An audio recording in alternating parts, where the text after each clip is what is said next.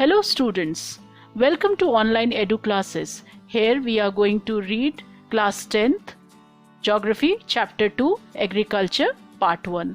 After this video, children, you will be able to analyze the types of farming produced in India, identify the cropping seasons in India. The topics we will cover in this part are types of farming. Under this, we'll read primitive subsistence farming, intensive subsistence farming, and commercial farming. Second topic is cropping seasons in India. Under this, we will read Kharif crops, Rabi crops, and Zaid crops. Let us learn agriculture. When it comes to agriculture in India, we know that India is an agricultural country because of the following reasons. First, 2/3 of its population is engaged in agricultural activities. Second, agriculture is a primary activity and produces most of the food and food grains. Third, it produces raw materials for our various industries, for example, cotton textile industries, sugar industries. Fourth, agricultural products like tea, coffee, spices are exported and earn foreign exchange. In India, we practice different types of agriculture. Mainly, the agriculture in India can be classified as primitive subsistence farming, intensive subsistence farming, and commercial farming. Let us learn them one by one. Primitive subsistence farming. Major part of India practices primitive subsistence farming because most of the farmers are poor and they have small land holdings. So they mainly cultivate crops for their own family. If there is an excess, they will go and sell in the nearby market. Such a farming, which is mainly done for their family, is known as subsistence farming. Now let us discuss the features of primitive subsistence farming. First, this type of farming is practiced on small patches of land because the farmers are poor. It is done with the help of primitive tools like hoe, dhow, and digging sticks. This type of farming depends upon monsoon. Second, natural fertility of the soil, because the farmer is not rich enough to buy chemical fertilizers.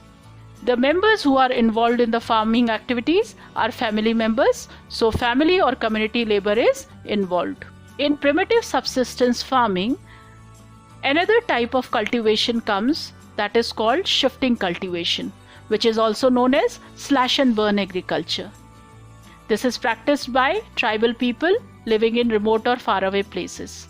In this type of farming, they burn and clear a patch of land in mountainous and forest area. They produce cereals and other food crops to sustain their family.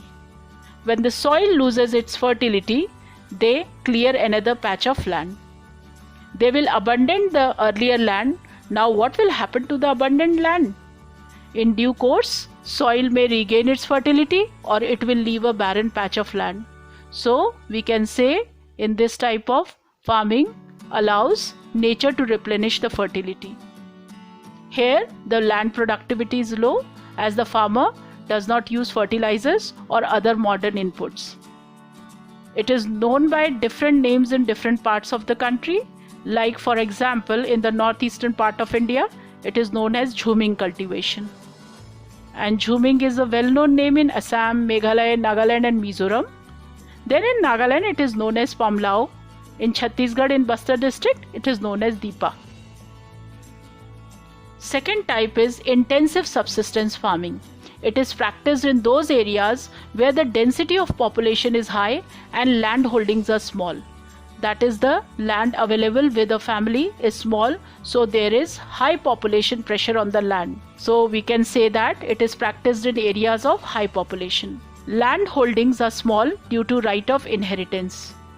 Right of inheritance means, suppose a farmer has a big piece of land, but he also had 4 children, and the entire land is divided among the 4 children, and when these 4 children grew up, they also had 4 children each, so the same piece of land got divided into 16 parts.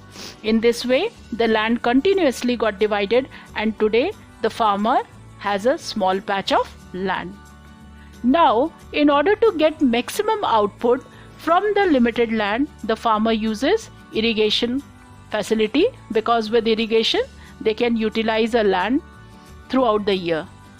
Irrigation means cultivation of crops with the help of supplied water. HYV seeds means high yielding variety seeds. These seeds are developed with biotechnology and it is utilized in those areas which have irrigation facility, that is assured supply of water. These seeds take less time to grow and give more amount of grains.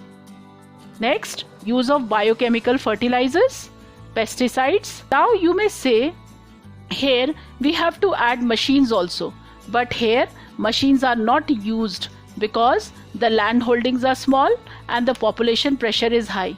So it is labor intensive farming. Next is commercial farming. Now the name itself tells that farming done in order to sell products in the market is known as commercial farming. Now the main features of this farming are high doses of modern inputs is used in order to obtain higher productivity. Now again, the higher doses of modern input will be almost same as we have learnt in intensive farming, and that is irrigation facilities, but this will be with the help of modern machines on a bigger piece of land. HYV seeds or high yielding variety of seeds, which I told you take less time to grow and gives more grains. Chemical fertilizers, use of insecticides and pesticides. The degree of commercialization of agriculture varies from one region to another. Suppose I take the example of Punjab. We all know that this state is agriculturally rich. So here most of the farmers will be cultivating crops in order to sell in the market. But if I take Odisha, majority of the farmers are poor. The land holdings are small and they will be growing the same crop, for example rice, to sustain their family only. In another way, we can see that the staple diet of Punjab is wheat, and the farmer who grows rice here will be a commercial crop for him. But the same in Odisha, it will be a subsistence farming. Next, plantation farming. When it comes to plantation farming is the cultivation of tea, coffee, spices, rubber, coconuts, etc. Now, why they are called plantation farming? Because they are permanently planted, and unlike rice and wheat, they are not harvested after 3 or 4 or 6 months. So once a tea crop is planted, it will give tea leaves for at least 50 years, and if rubber is planted, it will give income to the farmer for 20 years. Now let us discuss the features of plantation agriculture. It is a type of commercial farming. In this type of farming, a single crop is grown over a large area. Then the plantation has an interface of agriculture and industry, which means, like suppose if I have a coffee plantation, along with that I would require an industry. The reason is coffee berries need to be processed. The plantation cover a large tracts of land.